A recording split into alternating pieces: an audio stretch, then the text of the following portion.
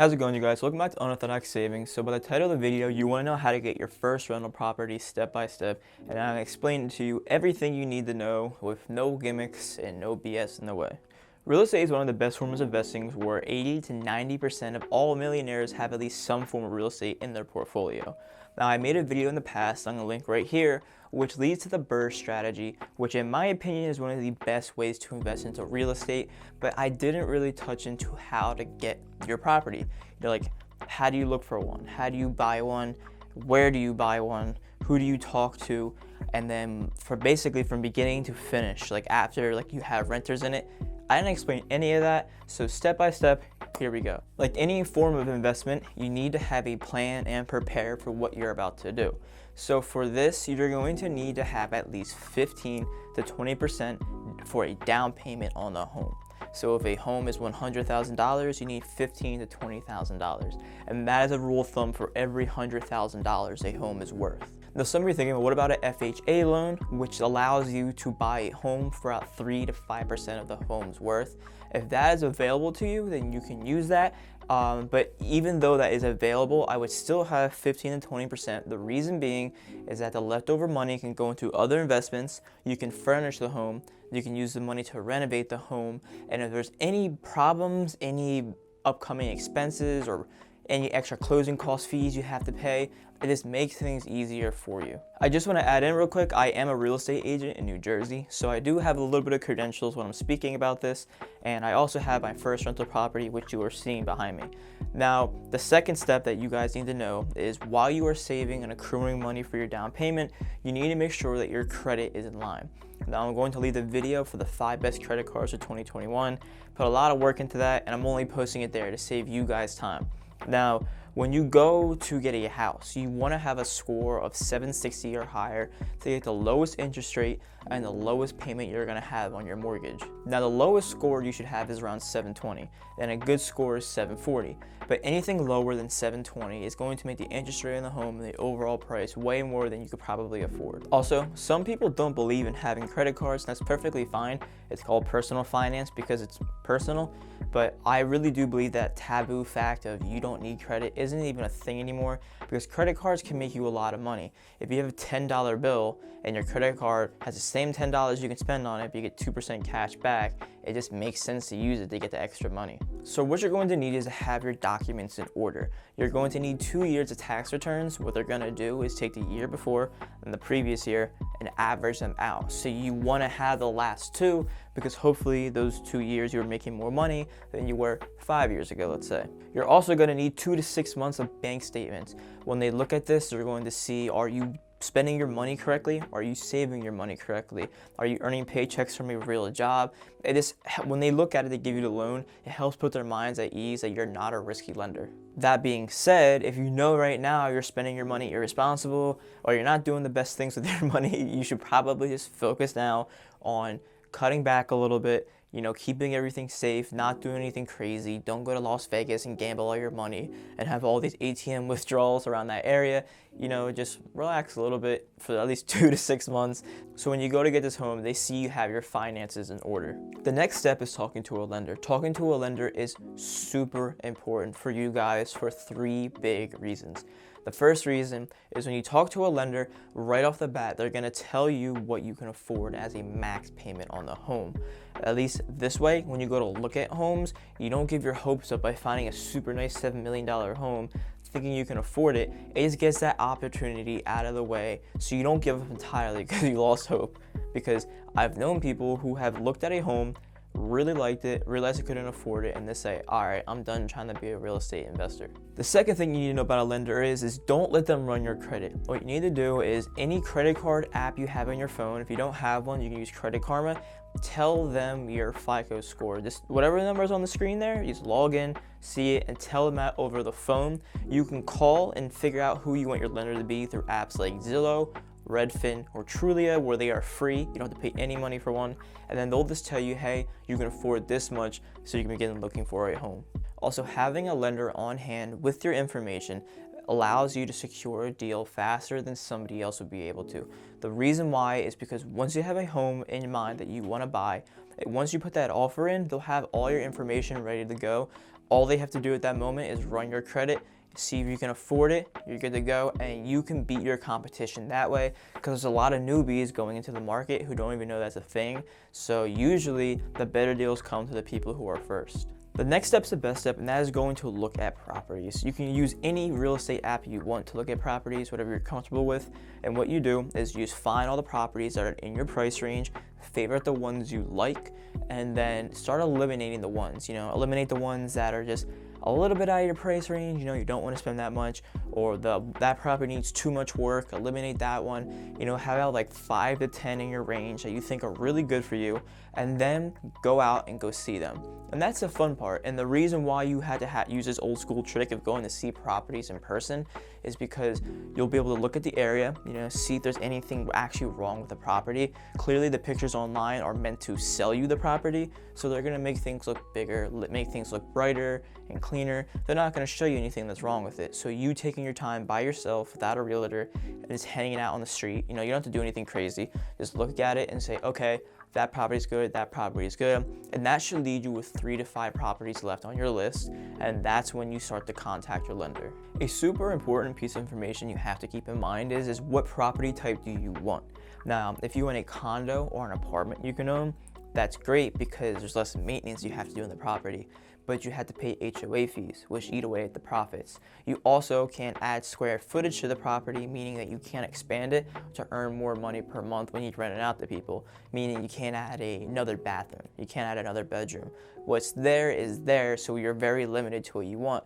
You also have to consider, do you want a single family home? Do you want a duplex? Do you want a triplex? Or do you want a 5-unit home where you can actually start attracting investors as well as individual buyers? The next step is seeing if the property can cash flow, and to simplify that, it just means, can it make you money? Is it profitable? An easy step you can do is just look on the apps for real estate and to see what other rentals are in the area, what prices are they going for, and is that a price you can rent your home out for, and then see what the expenses add up to, and then see if there's a profit. All right, I'm about to start throwing a lot of terms and a lot of numbers at you guys, so I recommend getting a pencil, a piece of paper, writing this down, because here we go. To really figure this out, you have to know how much of a down payment you're gonna put onto the home, how much your interest rate is, how much the mortgage is, and to just make this easier for you guys, I'm leaving a non-affiliate link down below to mortgagecalculator.org. It's completely free, and you just put in all the numbers right there so you don't waste any time. The next thing you have to figure out is the state's property tax, and that varies obviously where you live.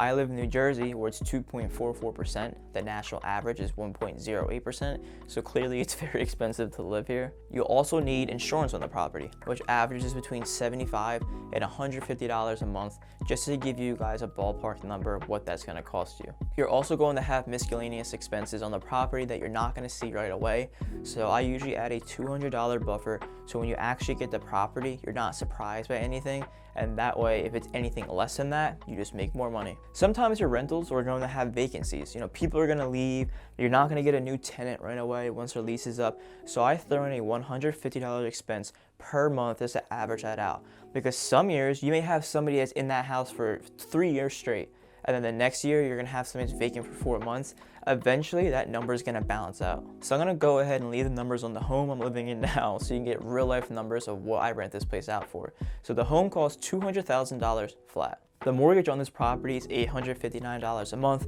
but with all the other expenses I'm talking to you about, it's between $1,350 to $1,400 a month just to keep this place up, just to keep the place going. But this is a 4-bedroom house in a prime location in a college town, so I end up renting out each room. So the total profit I make a month from this home is $2,400, and the max expenses is $1,400. That is $1,000 worth of profit per month, and that's not including the tax write-offs, that's not including the equity in the home. The next step is renovations on the home. Renovations, I just recommend getting something that is cosmetically pleasing, meaning when you look at a home, see if it needs new doors, if it needs to be painted, if it needs new floorings, light fixtures, things that are easy and relatively cheap to fix. Now, if you can do anything more, such as plumbing, electrical work, anything like that, that's great. You have a leg up versus somebody else, but to boost the home's price a lot with doing the minimal amount of work, I recommend things like that, because that's something you don't need to hire anybody on, and it's just easy to do overall. Also, if you hire anybody to do work on the home, 100% of the time, every time I've talked to somebody, in my own personal experience, the job takes 20% longer than it's supposed to take, and it costs 20% more. So just use that as a rule of thumb, and you're gonna know exactly what I'm talking about when the time comes. Also, keep in mind when you renovate the property, anything you look at, you go, that may be breakable. It's breakable, and I make my things tenant proof, so find floors that aren't gonna scratch as easily. You know, like tile, or like that weird plastic flooring they put down instead of hardwood flooring. I don't know the name. Another one is stone countertops. They don't scratch as easily, and if they break, it's relatively cheap to just get a new piece. The reason why you want to do this now is because it saves you that headache in the future. You want to make this property as passive as possible. You don't want to be there every day fixing something. The next step is probably the hardest step for those of you who just aren't good at talking, but that's making an offer. When you make an offer on the home, make sure you put an offer in that you know you can make money on. When you do the math on the home and everything, find that offer you want to put in where you know, yeah, I can make money on that, and offer it. Now, when you hear those like rich and famous people talking about failure, like, I failed 1,000 times, all that stuff, this is what they're talking about. I have gotten 90 denials on offers of different homes in my lifetime. And it's a normal thing. It's nothing to get upset about. It's not going to cost you anything. But when you put an offer in, all you need is that one property that's going to work. Any home can be a deal at the right price. So it's not going to hurt you to just go, yeah, I'll lowball them, throw them $20,000 less. If that means you can make money, it's absolutely worth it. The worst thing you can do is get yourself locked in a home that you can't afford when you could have easily just said no. Another thing I'll include is don't let your emotions take over. You're gonna find a home that's a little bit out of your price range, where your offer is getting denied, and you could put in another offer that's a little bit out of your price range where you can't afford it because you really like this home. You're going to regret it. It is very rare that it ends up working out. Just take a deep breath, sleep on it for a couple of days, and see if it's worth your time. The next step is getting the property inspected, and that means that your offer got accepted, so congratulations. Now, when I say have a property inspected, I mean inspected. Everything gets inspected because that gives you the real knowledge on the property that you aren't being told. So that means get the roof inspected, the plumbing inspected, the mold, if there's any mold, inspected, radon inspected, the foundation of the house, the sewer line. Every property will have some problems. Even if the house is brand new, there's gonna be one of these problems. Once you determine what these problems are, you need to figure out the cost and is that worth paying for. You have to be ready to pay for that. But what you should do is ask the seller, hey, can you give me a break? Can you cut some money off the home or off the closing costs, anything like that? Usually they'll do it because they just want to close a deal. They're going through as much work as you are, and they just want to get it over with, really. The next step is figuring out the closing costs. Closing costs roughly are 1% of the home's value. So if a home costs $200,000, the closing costs are going to be around $2,000. The next step is renovating the home. If your home doesn't need any renovations, you can skip this part, but if it does, my recommendation is to start them ASAP so you can just get the home rented out so you can start making money from it. And then also, if you are working on the home yourself, or if you're having people to go over there and fix things for you, you should be at the property every single day. It's going to save you tons of money, headaches, and time. Being there, there's going to be problems that occur on real time. There's going to be questions that are going to have to be asked. And if you're there to just deal with it right then and there and not have to worry about anything, it's going to move the home along very, very fast. Also, contractors have a problem where they'll get overbooked, and whatever job's making them more money, they'll send the workers to. So they'll have one guy at your house working when there's supposed to be 4, and they won't tell you that because they want to keep making money. So you being there and you see one guy, you can call the guy up and be like, hey, where are the other dudes? You don't want to get gypped for your money. The next and final step is finally renting out your property. The first thing you should do is get really good pictures of the property. If you have to hire somebody, you have to hire somebody, but it makes a huge difference. Think about all the homes you were looking at when you're trying to get a rental. If a home has good pictures, that's going to sell you. That's probably why you made an offer on the home in the first place. So get really good pictures of the home. And until you rent the place, keep your phone on you at all times. just think about it as a personal thing. If you want to rent a place and somebody picks up the phone right away, sketches you a tour of the house when you want to tour the house and everything, that's going to make or break a lot of deals for you. Because that's a convenience factor. If somebody really wants to sell it and you're super happy for them, you're like, yeah man, the property's great, you can come whenever you want, you're real easygoing, people are going to be more willing to work with you, and it's going to improve your chances of renting the home out by at least 70%. And the very last little bit of information I'm going to tell you is you choose who you rent your home out to. So be careful when you do screenings and background checks to make sure whoever you're renting to is a good tenant. Make sure you stick with your heart, your gut. Don't do anything dumb because you need to make a little bit of money. So that's all I have for you guys today. If there's any questions at all, ask them below. I'll answer them. If you want to get started in investing, I have affiliate links down below. I have a non-affiliate link to a newsletter called Morning Brew, which I just really like. If you want to just know about the markets or what's going on in the world, it's very simple. And yeah, that's all I have for you guys today. So thank you very much for watching, and I'll see you next time.